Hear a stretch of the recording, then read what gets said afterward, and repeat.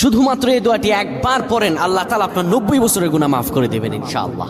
আপনার 90 বছরের গুনাহ মাফ হয়ে যাবে শুধুমাত্র এই দোয়াটি যদি একবার পড়তে পারেন। আপনার ভাগ্য খুলে যাবে, রিজিকে বরকত আসবে, মনের ন্যাক আশা পূরণ হবে, আল্লাহ আপনার সব দোয়া কবুল করে দিবেন। সুবহানাল্লাহি ওয়া বিহামদি। এত ফজিলত, এই দোয়াটা আপনারা শেয়ার করে দিবেন। এই যুবকেরা, আমল না করেও সওয়াব পাবা। তোমার একটি শেয়ারে, একটা বাটনে প্রেস করে তুমি সওয়াব পেয়ে যাবা। কারণ তুমি আমল না করো, অন্য কেউ যদি তোমার শেয়ারের বদৌলতে আমল করে, সওয়াব তুমি পেয়ে যাবা। নবীজির হাদিস। আমার ভাইয়েরা, আল্লাহর কাছে দোয়া করা, আল্লাহর কাছে দোয়া চাওয়া, এটি হলো মুমিনদের কাজ। আমার আল্লাহ বান্দাকে বলেন, বান্দারে উদউনি আস্তাজিব লাকুম, আমার কাছে চাও, আমার কাছে চাইলে আমি আল্লাহ তোমাকে দিয়ে দিব।